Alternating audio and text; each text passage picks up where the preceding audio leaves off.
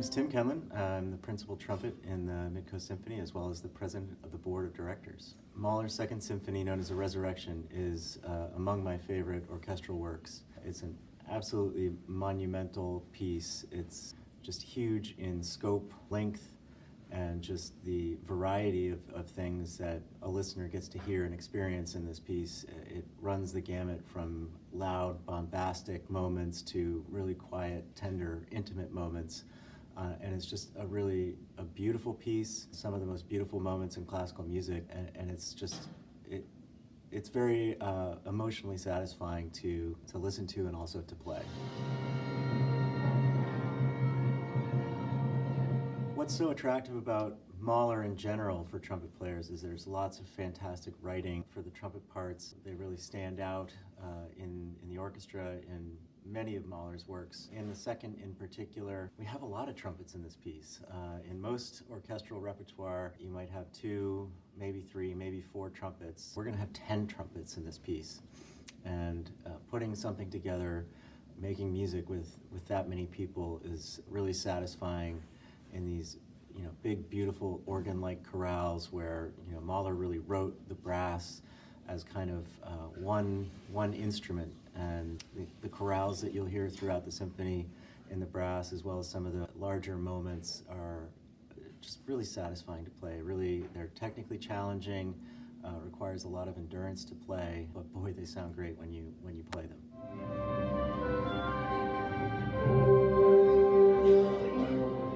One thing you may not know about trumpets in orchestras, particularly in pieces like this, is that we don't get to read what's on the page. What's written on the page is often in a different key, and so we have to transpose on the fly as we're doing this. And part of that is stubborn tradition of trumpet players, and part of it is a particular type of sound. So I have 2 weapons in my arsenal for this performance. This is a trumpet in the key of C, and this is a full step higher than the trumpet you might see in a jazz ensemble, or if your child is just starting on trumpet in school, they start on a B-flat trumpet. So this is 1 full step higher. It has a bit darker of a sound. It's a bit more piercing and can really project over an orchestra with, in this particular piece, we're going to have nearly 100 choir members and close to 100 orchestra members, and so we've got to be able to project over that. And so this slightly smaller trumpet is really helpful to do that. And then I may also switch to this, which is an E-flat trumpet, and again, you can see it's a little bit smaller, and sometimes that can really help make playing in the upper register a little bit easier, and a little bit more in tune, more easily play in tune in the upper register. So depending on how things go and how I'm feeling, I may switch to this one as well. And as I mentioned, this piece is really an exercise in endurance and stamina for all of the players, not just physically for the strings, bowing and fingering their pitches, but for the brass and the woodwinds on your face. It can be really tiring, but it's also a really emotionally intense piece that requires a lot of focus and a lot of intentionality and intensity to play it. And so these are the weapons I'll be using, and it's going to be a lot of fun.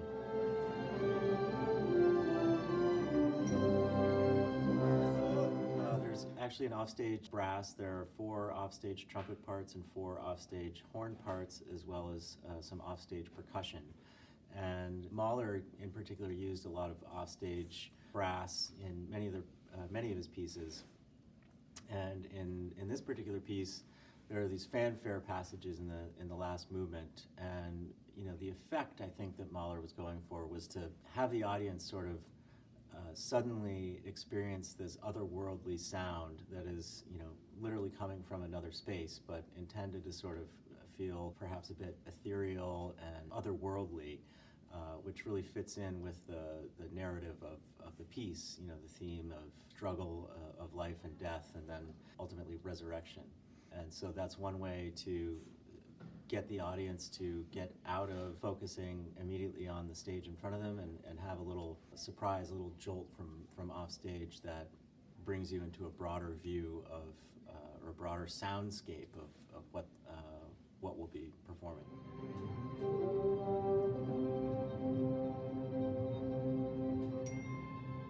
You should be expecting an emotional ride, and it's one of the most satisfying and cathartic pieces to listen to. I think you can really hear what Mahler intended with this work to encapsulate almost the entirety of what it means to be a human. Some of the most tense, dissonant chords and plaintive, very sad and dramatic passages to really loud and triumphant passages, and then ultimately at the end you are rewarded with the absolutely most stunning and most satisfying end to a piece that I can even think of.